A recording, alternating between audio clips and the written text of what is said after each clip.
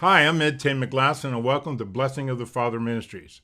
I got a special guest here today, Mary Perot, and we're going to talk about how, in the next series, we're going to talk about how to have the best family year ever. So, Mary, welcome to the show. Thanks. Thanks for having me. So, tell me a little bit about your family and kind of what your challenges are. Well, my husband and I have been married almost 7 years. I have two stepdaughters who are adults, and I have three boys that we're in the process of adopting through foster care. They've been with us for 3 years now, and that is both a joy and full of challenges. So, you had three boys with no stretch marks. Yes, I did a good job. And instantly, oh my gosh, that's amazing. What are some of the challenges that you have as a mom when you think about having the best family year ever in 2018?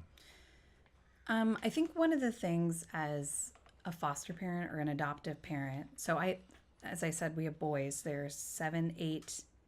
No, they just had birthdays. They're They're 8, 9, and 13. Yeah. And so that has its own challenges, being a parent of boys in this current age and what's happening right now, as well as being a foster parent. And so kids with a history of past trauma, they have their own challenges and unique things that we need to work through as a family. So one of the biggest things that we face as an adoptive family, as well as a blended family. I have two stepdaughters who are amazing. But one of the challenges is attachment. And the other challenge I would say is combined with attachment, but kind of creating a family where everybody feels like they have a part.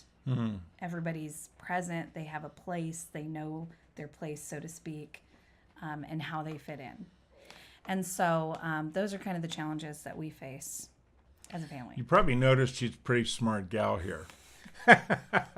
Thank you. So, do you set goals then, or you just, just trust God and wait Him for the Holy Spirit to come and change your boys overnight? Well, I mean, there's definitely a lot of trust in God that happens, as you know, and there's a lot of waiting for the Holy Spirit, true. Boy. But I think in the past we have not set goals because this is probably true for any parent, whether you have biological children or adoptive children or stepchildren, but you really need to go at the pace of your children and what your children are ready for. Just like as believers, God doesn't give us more than what we're able to receive at any moment. So. I don't know that I feel that way all the time now. Yeah, sometimes. It's like, Lord, could you love me just a little bit less? Yeah.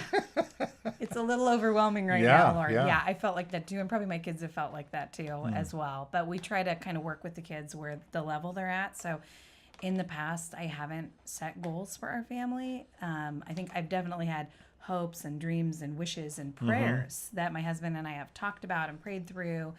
But we didn't really set goals because it felt like, I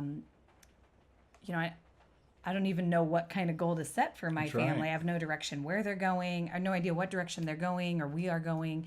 And I'm not really sure what they need. And I'm just kind of, for the boys have been with us for 3 years. And the first year or two, we were literally just treading water. So there was not a lot of, let's plan ahead and let's have goals for our family. So it's kind of like you were discovering who these little guys were first. Yes. And then it's like, God, can you help me figure out how to be a mom to these boys that actually was born from another mom? Definitely. There's a lot of getting to know you and then, kind of laying down the law because structure and nurture are huge parts of what kids need in order to feel safe and to grow and to be healthy, grow into healthy individuals. But there was a lot of that in the beginning, and we're just now getting to the point where everybody's settled in a little bit, and still a long road ahead of us, but we're kind of starting to talk about family goals. And actually, we did set some goals this year. So give us, as we're kind of winding out our time here in this first segment here, give us, there's probably some single parents out there or mom or dad, they're thinking about how can I really have a great year this year with my family? What would you say to them?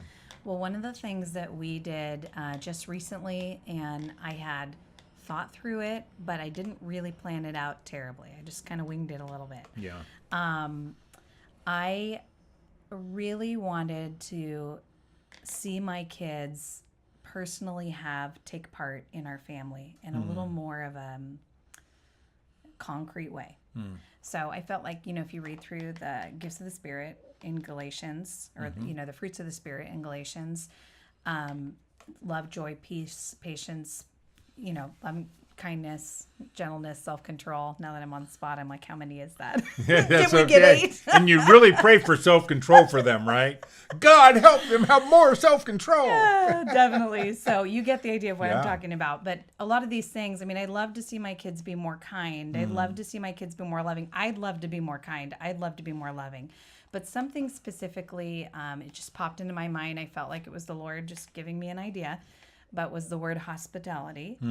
And I shared with my kids on New Year's Day just what goals were, how people set goals for spiritual, marital, financial, and for those different reasons, and how people kind of make goals happen, right? You kind of make a plan and a plan of action. And I told them that, as believers, we wanted to also be spiritually growing.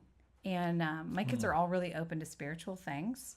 So I took something that I felt was a little bit abstract, like love. We all want to grow in love. And there's some specific relationships in our family that I'm thinking about. Like I really feel like these people, myself included for sure, but I can see if you can see stuff in your family that you're like, I'm really hoping that this person will grow in love towards that person or what have you. So I said, one of the things I want to focus on is this fruit of the Spirit called love. And of course, who doesn't want to grow in love? But how do we do that is the big question.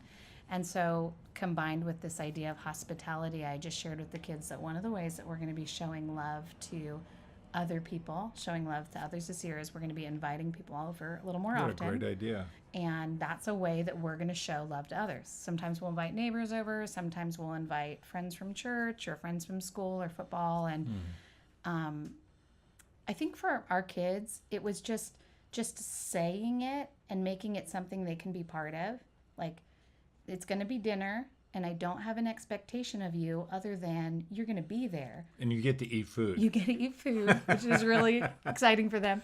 But also that, when you kind of put yourself, sometimes I think we ask a lot of our kids, and we put a lot of pressure on them. You need to be like this, and you need to act like that. And in this situation, I just wanted it to be, this is something we're doing as a family. This is a practical way we're going to show love to our neighbors. And you will be present, but you get to choose how you want to be part of it, or how much you want to kind of buy into that. Do you want to, when people are coming over, being super excited to see them and welcoming and come on in and let's play a game together, or are you just going to kind of sit quietly at the table, which is okay. Something we're doing at a family, and everybody's at their own level of what they're willing to do. That's great. So I just feel like that was a practical way for our family this year, without being a parent who's like, I've got this plan that I'm going to make happen. That's right. This is something that we can do and plan for, but it's not something that I am striving and pushing my kids towards. Boy, that's great. So you're probably watching going, boy, that's my family too.